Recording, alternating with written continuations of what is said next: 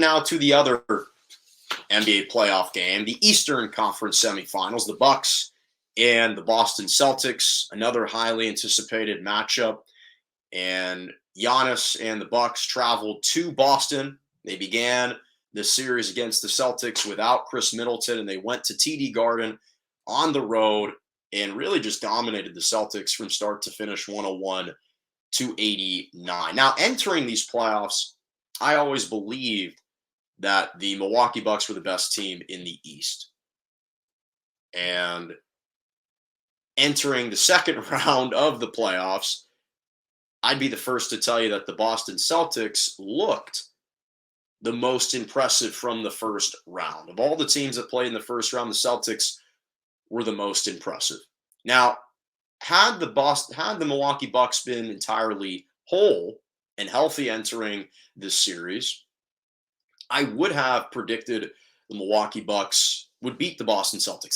That's what I had predicted, assuming Chris Middleton was playing. Now, once it was reported that he was out for the entirety of the series, I was a little bit hesitant to make that call. Be the first to say that I was leaning towards the Celtics in 7 games, not because I had any doubt about Giannis or his ability, and it wasn't going to be a referendum against Giannis had the Bucks lost, but I do think that just without Chris Middleton, they lacked a little bit of creative scoring and creative playmaking against a Celtics defense that had just been hellacious and completely smothering the Brooklyn Nets. And so that concerned me. But not for a second did I ever doubt Giannis's ability, or would this have been an indictment against him, kind of like it was against KD for his struggles against the Celtics, and the fact that KD got swept. Now we kind of knocked him down a peg or two, because Giannis is the best player in the world. There's no question about that. No question about that. What he brings on both ends of the floor. I'm going to touch on that in a moment. But again, that was it wouldn't have been any doubts of Giannis. But now I'm trumpeting a completely different tune after game 1. I think that this is obviously the Milwaukee Bucks' series to lose now. And I like the Bucks moving forward for several reasons. And it's not just the fact that they won, but it was the manner in which they won. Because what we saw from the Milwaukee Bucks is that they've returned to their championship form. They've, again, reharnessed and conjured up that championship DNA. This is a Milwaukee Bucks team that people forget just won the NBA title last season. But they're starting to play that championship caliber defense that we didn't see for most stretches of the year. This was a team that ranked 14th for defensive efficiency and defensive rating all throughout the season. So they weren't even in the top 10. And now through the postseason, they have the highest defensive rating in the NBA. And since game 3 against the Chicago Bulls, they've turned a switch. They've turned a switch and have absolutely obliterated their opponents. They've outscored their opponents by 83 points in the 4 games since game 3. Really, since the conclusion of game 2, starting from game 3 in the Bulls series through the first game against the Celtics. They have absolutely eviscerated every opponent that they have faced along the way. And that speaks to their defense. It's been all sparked by their defense. You've got guys like Grayson Allen and Pat Connaughton and Javon Carter who are picking up guys 94 feet, whether it's Marcus Smart, whether it's Derek White, whether it's Brown, Tatum, whoever is the ball handler bringing it up the floor for the Celtics, they are getting picked up 94 feet.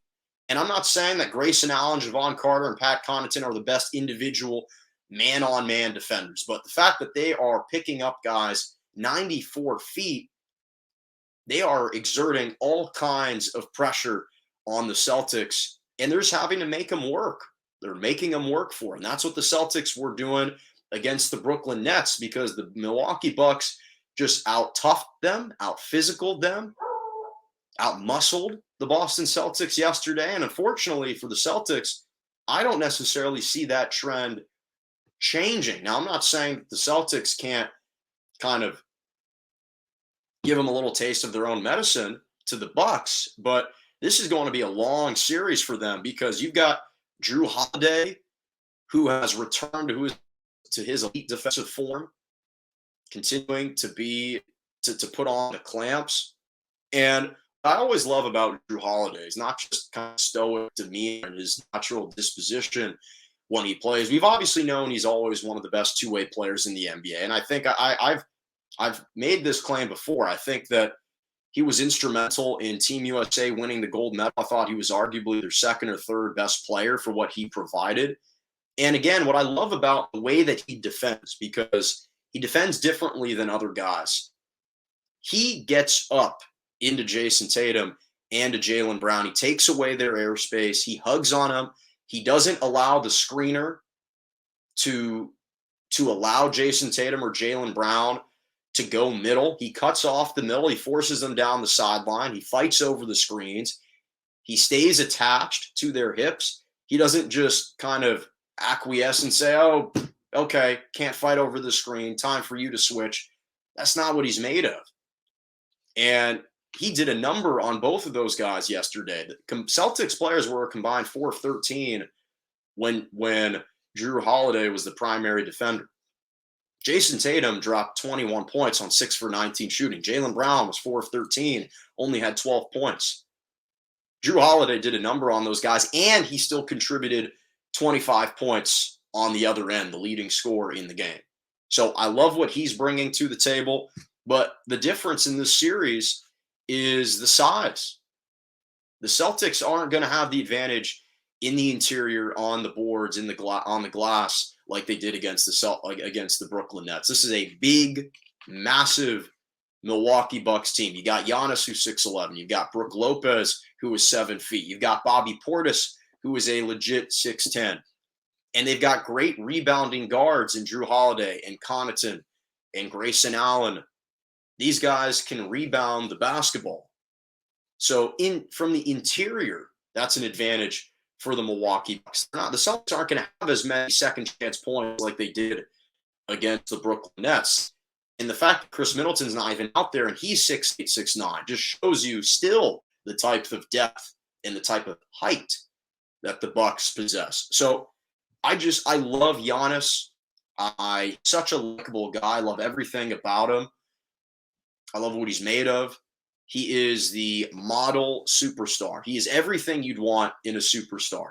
He has God-given ability and talent. Just look at the alley-oop to himself. How many guys can do that with such ease like he did in the NBA? And the fact that he remained stoic after the dunk just shows you how confident and how much swagger he's playing with. He's humble.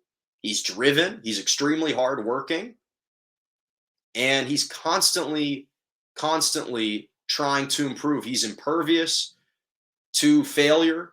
He embraces it. And I think in a lot of ways, that's what really resonates with people, is the fact that here you have an imperfect guy who doesn't shoot it necessarily well, especially from the free throw line, but every single offseason, he doesn't shy away from his flaws. He acknowledges what he needs to get better at, and he embraces the misses and doesn't shy away from it in the postseason. And the fact that you've got an imperfect athlete who understands and acknowledges he's imperfect and embraces it and is still delivering the goods in the highest moment, that's something that people appreciate. And so he's an extremely likable guy. Obviously, what he brings for you on the defensive end speaks for himself. He's been given the moniker the Greek Freak for a reason. He's a freak athlete, but an incredible person. And again, I just think that he's a model superstar. He's taken his lumps and bruises, but he's managed to steady and captain the ship amidst all this turbulence over the past several years. He stayed with his organization, and he didn't flee to join another super team. He provided his organization with patience. The organization returned the favor. They went out and made one legitimate trade, acquiring Drew Holiday.